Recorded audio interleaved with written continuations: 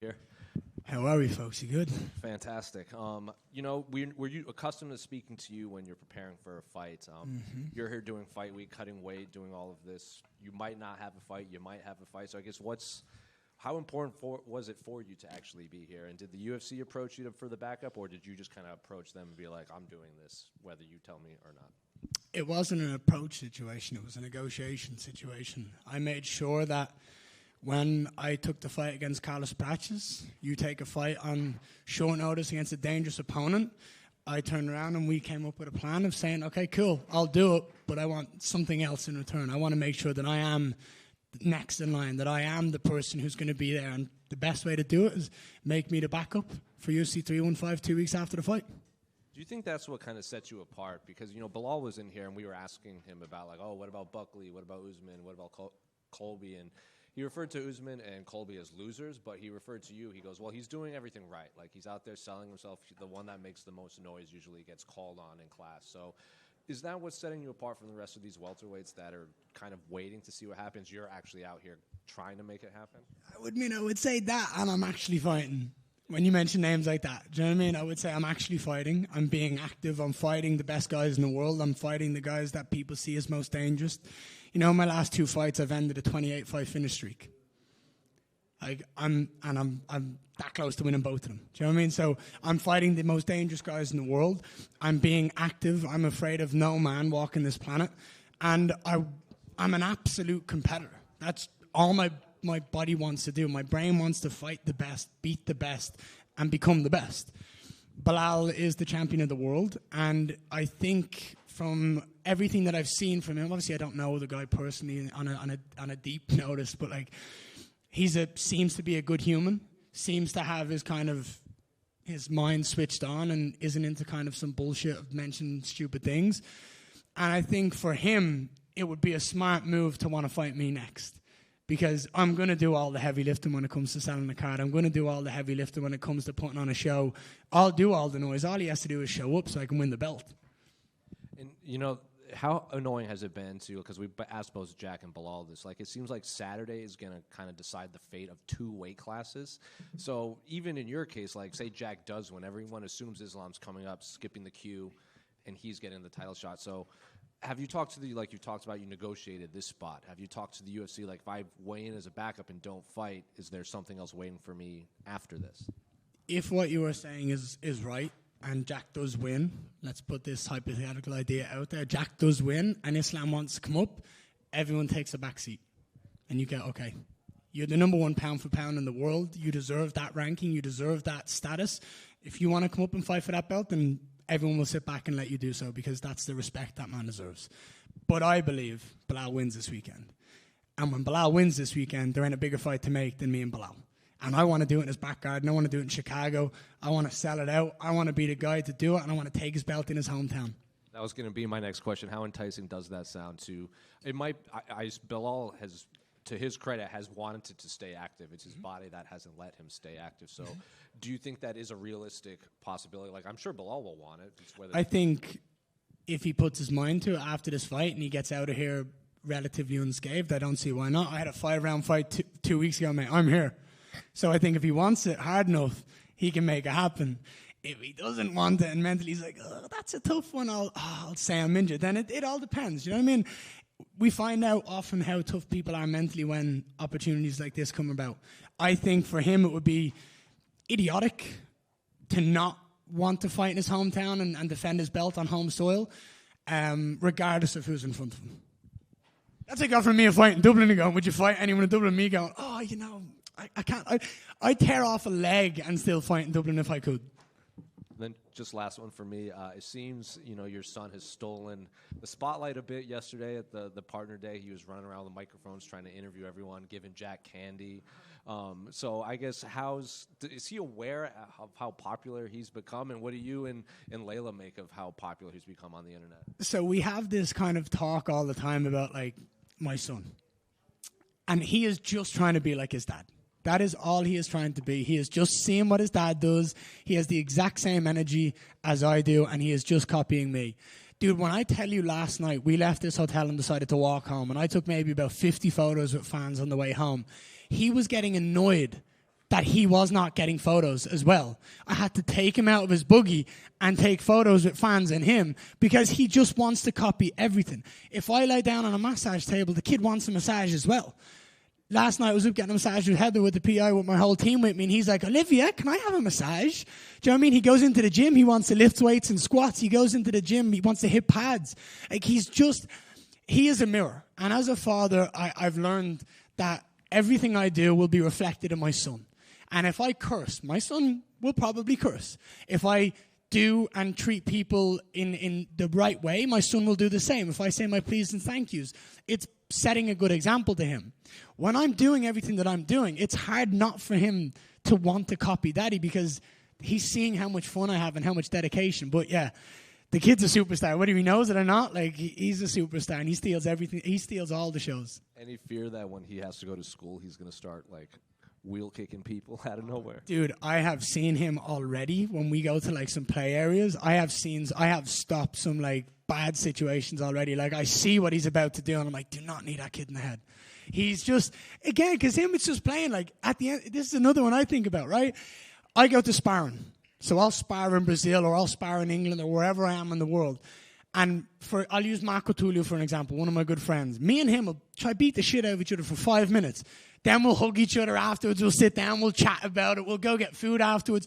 He has the same idea. Oh, well, my dad does it with his friends, so why can't I do it with mine? I have to go, yeah, the kid didn't sign up to do that. you gotta understand it. So we'll figure it out. But it's a process. He's still only 2.5, which is mental, but we'll get there at some point. Yeah, brother. What's the energy been like with Jack Della Maddalena recently? Because we've seen, like, your son brought him the candy. The candy's been brought in here today. We asked him about it, and he kind of avoided it. I don't know if he seemed annoyed, but he was kind of like, you know, I try to avoid him. You know, I don't really want anything to do with the guy. But then he also said, unless we're fighting, then I'm going to get right in his face. I think that's a perfect Jack Della Maddalena response. There's nothing really straightforward about it. It's kind of weird. It's kind of questioning. There's no real straightforward answer. Look, I believe Jack will show up and fight.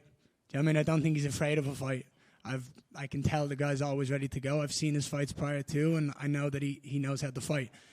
I don't think he necessarily deals well with the entertainment side of the business, or the hyping himself up is a bit dry, but that's the person he is. And I'm not here to comment on who, like, someone else and who they are. That's the way he approaches the game. And if he goes on a title run and defends the title 10 times, it doesn't matter what he does on this mic. It's what he does in the octagon to a certain extent.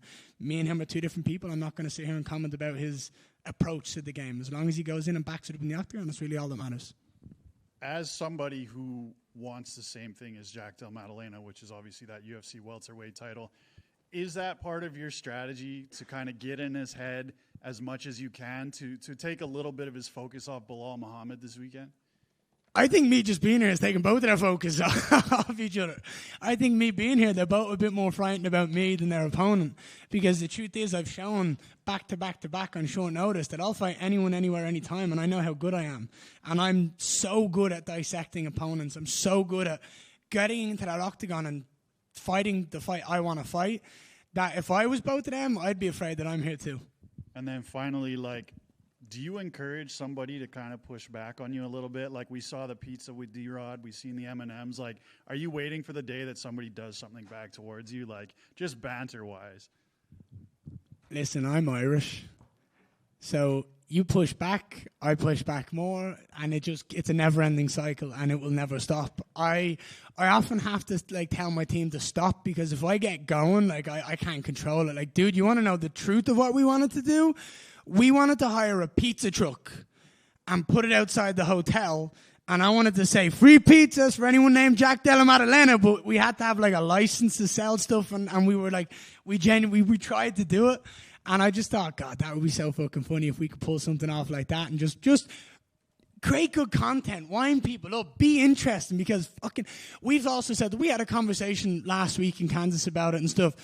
The UFC has no lack of good fighters. Like, you can look at any fighter in any roster, they're all good fighters. They're all the best in the world, that's why they're in the UFC, and they're all striving to be the best. But personalities, people that are interesting. Do you know what I mean? When you talk about stardom and superstars and genuine interest that is outside of the UFC bubble, that's what people are finding hard to break through. And it's things like energy and aura and having a laugh and all that I find like people just don't get. And we're trying to just have a lot of fun on this journey, because the journey is the most important part. And I never want to sit there and go, well, oh, you know, I missed out on so many opportunities to have a laugh and like wind people up. So I will always let that 16-year-old mischievous kid inside me come out if I can, because it's security's job to stop me and it's other people's job to kind of rein me back. But yeah, I think it's only going to get worse, to be honest. Hey, Jan. First, congrats about your last win. The transition was perfect. I want to ask you about the border between self-confidence and skill set. Is your skills who build your confidence, or you begin MMA with this kind of confidence and that's helped you to become the fighter you are today? That's a very good question. Thanks. I think you need to have confidence regardless of your skill set, because you can be a fighter who doesn't have the best skill set in the world, and we've seen it many times in the UFC where fighters who just have heart and toughness, they can beat people who are more talented than them. So that you need to have that confidence. You need to have that willpower and that mental strength. But when you mix it with skill set and that elite talent, it becomes a very, very dangerous combination. And that's when you start to see people like John Jones and like Anderson Silva who just become dominant and untouchable because they have this aura of, I know how good I am, I'm going to show the world, and I have the skill set to back it up and beat anyone, anywhere, anytime. So I think confidence is the first thing you need to have, because you can build your skill set. It's hard to build the confidence, and the more you naturally have it and the more you genuinely believe it, the better it is. And last one for me, like, do you have no injuries after your fights? No, I'm good. I've told everyone this before. I approach this game a lot more professionally than most in this world. I maintain a healthy diet. I maintain a professional attitude inside and outside of fight camps, because I always want to be ready. And this weekend for me, like, I see a lot of people asking questions about, like, I seen Bilal yesterday say, like, why is he even here? I'm here as an insurance policy.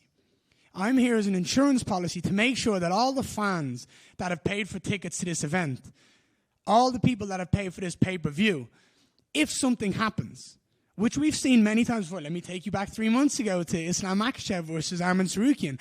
If something happens, they're all going to get a better fight than they paid for. So that's why I'm here, because I never want an opportunity to come my way, and because of my own choices, I can't say yes. So for me, I will always be ready. And last one for me, is the media training important as wrestling, boxing today in 2025? You talk about character. Mm-hmm. How important is to have one today for a UFC fighter, no matter which ranking? Again, like I said, there's many good fighters in the UFC. There's many great fighters in the UFC who are phenomenally talented in this sport. But I believe being able to speak things into existence, being able to talk well and connect with the audience who are watching is something that's so important. I believe a lot of fighters don't understand the importance of it, but if you want to be someone who can control the narrative and someone who can garner attention outside of the sport, it brings a lot of power when you step into that octagon, when you have negotiations. You know what I mean? When you look at the biggest stars in the world, you know what I mean? They can pretty much make whatever they want happen because they have that power. If Cristiano Ronaldo wants to go to any football team in the world, he can, because he's Cristiano Ronaldo. Everyone knows what he can do when he gets on the field, but he has this power outside that is levels above everyone else. And for me, I just want to be the best version of me. I want to stay true to my character, but I also want to make sure the fans understand who I am. They see the love that I have for this game. They see the fan that I was of this sport in that octagon when I'm sitting there going, this is what we live for. I'm in this octagon. I've been there many times against my opponent saying, this is what we're here for. This is what we dreamt about. Let's go and put on a show. So for me, I think it's super important as well. Thank you very much. One more over here. I think unfairly, some fans might, they might consider Bilal maybe not the most exciting fighter. Jack might be the more exciting fighter, like, in the fight. Bilal was in here. He feels that he is the best trash talker in the division. So for you, I guess, which would be more this is Bilal's words, not mine. Which would be more interesting to you? I know you want the belt, but would it be the build-up with Bilal or the fight with Jack that would excite you more? Come on, you know the answer to that question already. Like, that's kind of, I love you, but that's kind of a silly question. The belt. I want to be the best in the world. Anything, anyone, I don't care who it is, I don't care how they got it. If they've got the belt, that's what I want. That's it. If Jack wins this weekend and he gets the belt, I couldn't care about Jack. It's the belt that I want. If Bilal wins and he has the belt, I don't care about Bilal. I care about the belt. I want that belt so I can control this welterweight division and I can do what I want when I want. And I want to be active. I want to fight the best of the best of the best. I want to keep that momentum going. I've talked to you guys about consistency. I'm the second most active fighter since I made my UFC debut in the UFC. The second to only Alexis Poitin. Do you know what I mean? He's at 11, I've had 10. Do you know what I mean? I am as active gets. I fight the best guys. I've got 5 wins against top 15 right now. I want to fight. I want to prove that I'm the best by beating the best. I want to hold that belt so I can fight the next best guy time and time again, and I can have those legendary like title reigns where you look back and you see, because for me the greatest of all time in the Mount Rushmore, they've all eventually moved up, but they've ran through their division. The John Jones, the Anderson Silvas, the GSPs, the Mighty Mouses, they dominated the division until there was no one left, and then it's okay, let's go up and have that super fight when the time is right. Ian right here. Ian, obviously Paul Hughes is getting his home. You know what? It's nice to hear an Irish voice. How are you, man? You good? I'm doing good, thanks. Paul Hughes is getting his homecoming fight this weekend. You've alluded to this already. When are you going to get your homecoming fight in Dublin? It seems like it has to happen at this stage. Dude, you're asking the same questions I'm asking. Again, like I just said, the second I get that belt, I have control and I have more power than I do right now. So for me, the focus is getting that belt strapped down my waist, and then we can have genuinely serious conversations about it. Because for me, it's all I've heard from every conversation I've had is it's a logistical problem backstage with how big the UFC has gotten and the technology they need backstage. That's the problem I've heard. I don't think it's the fact that it's not a big enough stadium in the world, but I think it's more, we've got Croke Park, we've got the Aviva we could do. Do you know what I mean? We need to find a way around that and make it possible. But I'll do whatever I can in my power to get the UFC back to Dublin. We deserve it. We've earned it. And when I win that belt, you can guarantee that I'm going to be pushing to get them back to Ireland. It's crazy. Your journey has only seen you fight once in Ireland. That was in the Neptune Arena in Cork. It'd be a great moment, I think, and much needed for Irish mixed martial arts, who, like a lot of stars in the UFC right now, a lot of up-and-coming fighters too, but it's all about Ian Garry. Relighting the flame. Yeah. We need to relight the flame for those youth. There's a lot of people, I'm the first of a generation that watched Conor McGregor on the rise. I'm the first of a generation that's made it to the UFC and that's doing everything that I've dreamt of doing as that young 16-year-old kid sat in my bedroom in Dublin, Ireland. We can create that again, and we need to have an event in Dublin, Ireland, because kids cannot travel across the world. They can't travel across the world and soak up and feel that energy in that environment. The Fighting Irish is a phrase for a reason. It's in our history, it's in our blood, it's in our DNA. So to bring the UFC back to Dublin, Ireland, it's a dream and a goal of mine, and I'm not going to rest until that happens. I don't care how it gets done, it will get done, and when I have that belt, I told you I have a lot more manipulation, a lot more power. Ian, last one from me. I think following your career, you've always taken great pride in how you prepare for fights, breaking down your opponents, using their skill sets, what they're good at against them, right? That's been kind of taken away in recent times because you're fighting at such short notice. You've less time to prepare. Do you think it's just the UFC that have given you these opportunities, or now you're at a certain level that you can just take on anyone at any time? Someone asked me this week, what's the biggest lesson I learned from the Shavkat fight? And it's that I'm better than I think I am. I was always confident.